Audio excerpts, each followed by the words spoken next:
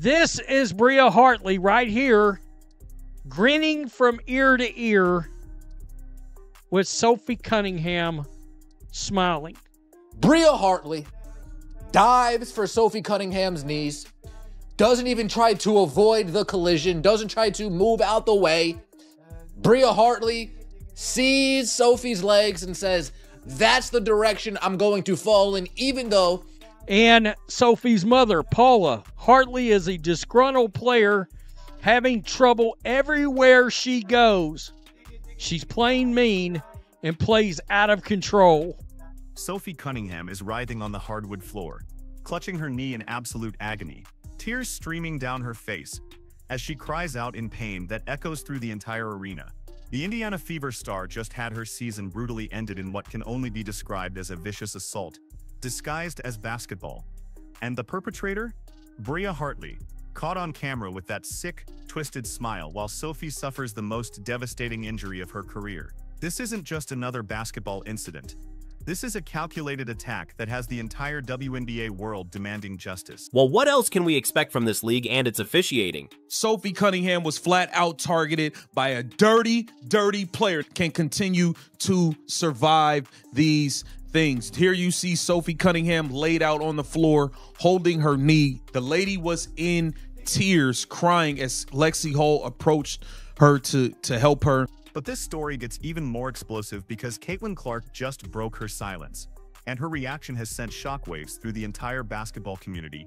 The superstar guard, who's been Sophie's closest teammate and protector all season, posted an emotional message that has fans demanding blood and justice like never before.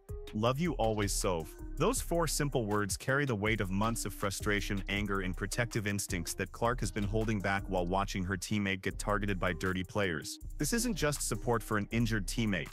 This is a declaration of war against the culture of dirty play that's been allowed to fester in the WNBA. Clark knows that Sophie got hurt earlier this season defending her against players who were targeting the rookie sensation with excessive force and cheap shots. Now Sophie's season is over because the league refused to clean up the problem when they had multiple chances. I think it's one of those things where people are looking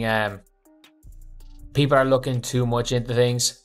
Smiling or not, nothing intentional happens in basketball. Now, on the other hand, Sophie hard fouling a player, like, yeah, she got called for attack.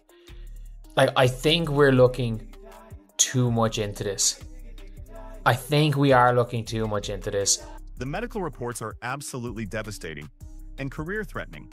Sophie Cunningham has been ruled out for the remainder of the 2024-25 season with a torn MCL, courtesy of Bria Hartley's calculated assault on her knee. But here's the part that'll make your blood boil and prove this was no accident.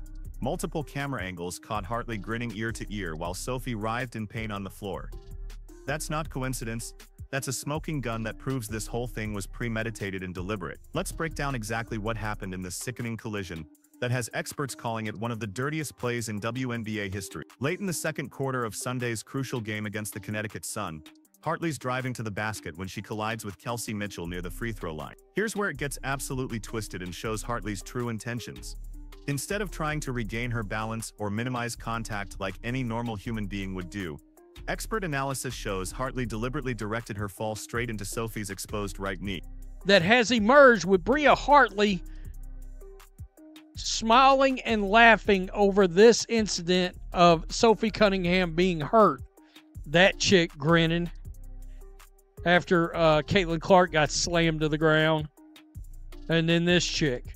She had multiple directions she could have fallen, multiple ways to avoid contact, multiple opportunities to protect both herself and Sophie from injury. But she chose the exact path that would cause maximum damage to one of the league's most beloved and marketable stars. This wasn't some freak accident or unfortunate collision. This was a targeted attack designed to end Sophie's season and potentially derail her entire career trajectory. She's roared to being the second most popular player in the WNBA because I believe that's happened. And now the Indiana Fever has lost both of their top draws. It really is. There's a lot of people celebrating this injury. And guess what? You can imagine who it is. The impact is absolutely brutal and sickening to watch. Sophie immediately grabs her knee, trying desperately to stay upright. But you can see the exact moment she realizes something's seriously wrong. The pain is written all over her face as she crumbles to the ground, and you can actually hear her crying out in agony over the arena speakers. Medical staff rush over with genuine concern.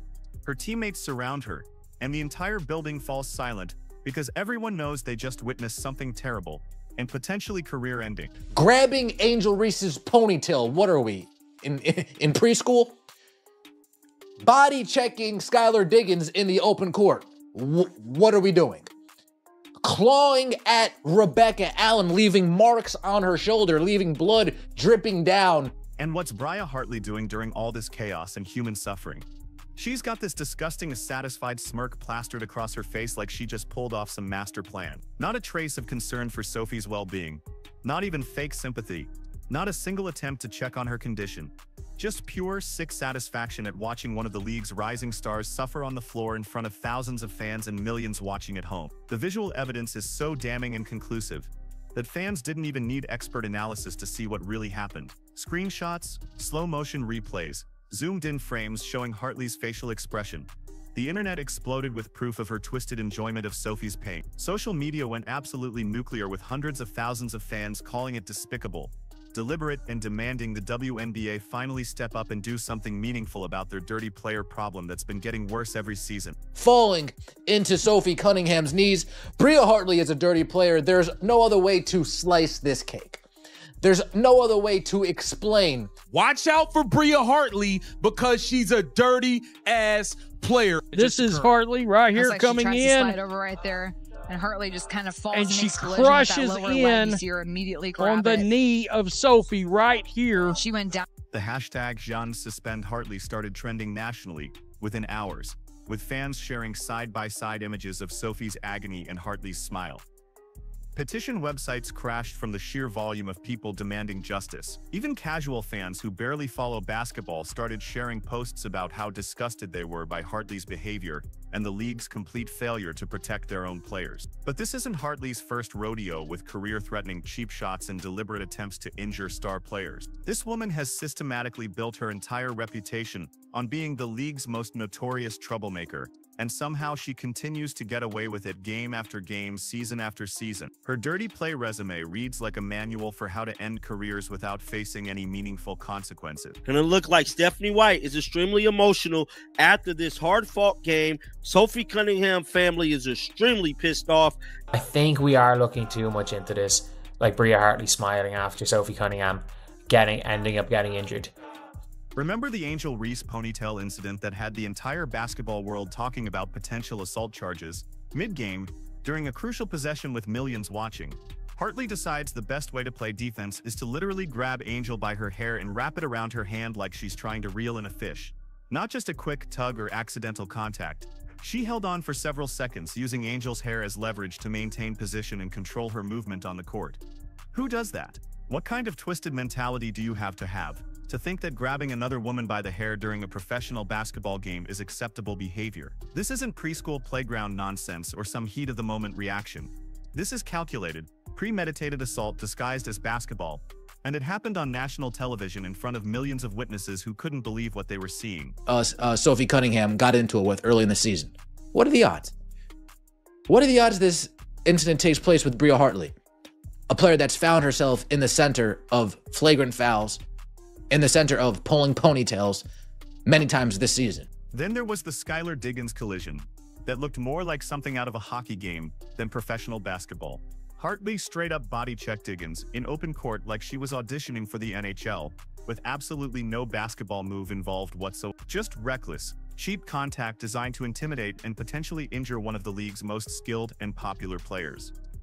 Diggins went down hard, and once again, there was Hartley acting like nothing happened while medical staff rushed to check for serious injury. And don't even get me started on the Rebecca Allen bloodbath that turned a basketball game into something resembling a street fight. Hartley somehow managed to turn a routine basketball possession into a WWE audition, scratching and clawing Allen so badly that she left visible marks and actual blood dripping down her shoulder. We're talking about fingernail scratches deep enough to require medical attention in what's supposed to be a non-contact sport. It's just emotional, guys. I'm hella mad. Hartley need to be suspended on a major level completely. Probably at this point, she's more dirtier than Dejanay Carrington. The referees had to separate them like they were breaking up a prison yard brawl. with Allen's jersey literally stained with her own blood from Hartley's unprovoked assault. How is this kind of behavior tolerated in a professional league that's trying to build credibility and attract mainstream audiences? What message does it send to young girls watching that this kind of violence is acceptable as long as you're wearing a basketball uniform? Each incident follows the exact same sick pattern that we saw with Sophie's devastating injury. Hartley identifies and targets a popular, skilled, marketable player who represents the future of the league and everything positive about women's basketball. She uses excessive force or deliberately dirty tactics that have absolutely nothing to do with legitimate basketball plays or competitive spirit. The victim gets hurt, sometimes seriously and with long-term consequences, and Hartley walks away with either no punishment whatsoever or a meaningless slap on the wrist while her victims deal with pain, missed games, lost income, and potential permanent damage to their career. Based on your previous action, your reputation precedes you. Based on your previous actions, I need to assume all of these plays that you take place in are dirty plays because that's the kind of player you are. But this calculated attack on Sophie Cunningham hits different because of who Sophie represents to this league and why Caitlin Clark's explosive reaction carries so much weight and significance. Sophie isn't just any player, she's become the heart and soul of the Indiana Fever, the fearless defender who stands up for her teammates when dirty players try to intimidate them. She's the one who got into multiple altercations earlier this season defending Clark from excessive contact and cheap shots from players who couldn't compete with the rookie's skill level. Sophie's meteoric rise to stardom has been one of the most inspiring and authentic stories in recent WNBA history. Just 2 years ago, she was fighting desperately for roster spots and playing limited minutes off the bench, wondering if she'd even have a professional basketball career. Now she's a starter, a legitimate fan favorite, and one of the most recognizable faces in women's basketball with her fearless style and competitive fire that reminds longtime fans of legends like Diana Taurasi. Can somebody please explain those physics? Again, don't want to hear it, because this is a dirty player. All the defending that people might want to do, because there are some defenders out there, believe it or not, all the defending people might want to do for Bria Hartley, she deserves none of it. Bria Hartley doesn't even deserve to be on a roster in this league. Sophie Cunningham's family saying, what's going on here? You guys are calling out Sophie Cunningham, finding Sophie Cunningham for calling out the officiating. Meanwhile, you're letting players just take dives. Her jersey sales have absolutely skyrocketed. Her social media following rivals established superstars who've been in the league for years. And she's become a genuine ambassador for the sport, who brings new fans to games and gets people genuinely excited about women's basketball. The nickname Sophie the Trophy didn't come from nowhere. It came from her ability to make big plays and clutch moments and her infectious personality that makes even casual fans want to root for her success. And that's exactly why this injury is so devastating for the league's growth trajectory, and why Caitlin Clark's emotional response resonates so powerfully with fans around the world. The Indiana Fever have already been struggling significantly without Clark, who's missed considerable time this season due to various injuries and the physical toll of her transition to professional basketball. Clark's absence has already hurt ticket sales, TV ratings, and overall league visibility in ways that the WNBA simply can't afford to ignore during this crucial growth period. Now losing Sophie for the rest of the year? That's like shooting yourself in the foot when you're trying to build a sustainable fan base, convince major networks to invest in broadcasting deals, and prove to corporate sponsors that women's basketball is worth their marketing dollars. These aren't just basketball players collecting paychecks. They're the marketing engines and star power that drive the entire WNBA forward into mainstream consciousness and financial stability. Sophie's family didn't hold back their fury and disappointment either, and their response helps explain why Caitlin Clark felt compelled to speak out publicly in support of her injured teammate. Sophie's sister Lindsay and mother Paula went absolutely scorched earth on social media, with posts that have been shared hundreds of thousands of times, blasting the WNBA with a message that resonated powerfully with angry fans around the world. Maybe you should focus less on finding players for commenting on your poor officiating, and more about hiring officials that are able to call consistent games and protect your athletes from deliberate harm. They're calling out the fundamental hypocrisy and backwards priorities of a league that routinely finds players like Sophie for criticizing bad officiating and poor referee performance, while allowing repeat offenders like Hartley to run wild with zero meaningful consequences for behavior that would result in criminal charges in any other context. The family's frustration and anger go much deeper than just this one incident. They've watched Sophie take cheap shot after cheap shot throughout her professional career. The medical verdict makes this situation even more infuriating and helps explain why Caitlin Clark felt the urgent need to offer public support and solidarity. Brian Sutterer, the renowned sports injury expert, who has millions of YouTube subscribers and whose analysis is trusted by professional teams and medical staff, studied the collision footage frame by frame and confirmed everyone's worst fears about the long-term implications. This MCL tear with potential complications could sideline Sophie for not just the rest of this season, but potentially affecting her entire career trajectory, earning potential and quality of life. An ACL tear might have required immediate surgery, but offered a clear, predictable recovery timeline that teams, players, and medical staff understand completely. An MCL tear with the possibility of knee dislocation creates uncertainty, chronic pain issues, and the constant psychological fear of re-injury every single time she steps back on a basketball court. Sutterer's detailed analysis also revealed something even more damning about Hartley's direct role in causing maximum possible damage to Sophie's knee and career prospects. The specific angle of impact, the precise force involved, and the exact way Sophie's knee bent under pressure all point to this being far more severe than any normal basketball collision would ever cause under similar circumstances. Fans are demanding real justice this time. Not some pathetic fine that amounts to pocket change or a meaningless one-game suspension. The social media campaign has generated unprecedented engagement, with Suspend Hartley trending and petition websites crashing. They want Hartley suspended for 20-25 games with full salary loss, a message that career-threatening cheap shots result in career-threatening consequences. But will Commissioner Kathy Engelbert show backbone? Based on the league's pathetic track record of protecting star players, probably not. They'll likely issue some generic statement about player safety, while giving Hartley a meaningless suspension she'll appeal. The WNBA's initial silence was deafening. No statement condemning the dirty play, no investigation announcement, no support for Sophie. Here's the brutal truth about Bria Hartley, that the WNBA refuses to acknowledge. Her reputation has become so toxic that she gets zero benefit of the doubt from anyone anymore. Every collision looks suspicious. Every hard foul seems malicious. Every injury gets scrutinized for deliberate intent. When you build a career on dirty plays, hair pulling and drawing blood, you lose the right to claim accidents. The footage doesn't lie about what happened on that court, or about Hartley's sick reaction to Sophie's obvious pain. The medical reports don't lie about injury severity or long-term implications. And that disgusting satisfied smile while Sophie suffered doesn't lie about her character or complete lack of basic human empathy. Caitlin Clark's explosive support represents something much larger than friendship. It's a declaration that the league's actual stars are tired of being targets for players who can't compete and resort to violence. Sophie deserved better than having her season ended by someone who takes joy in causing pain. Until the WNBA removes dangerous players like Hartley, more stars will get hurt, more fans will tune out, and the league's momentum will stall because they refuse to protect the very players who make their product worth watching and supporting.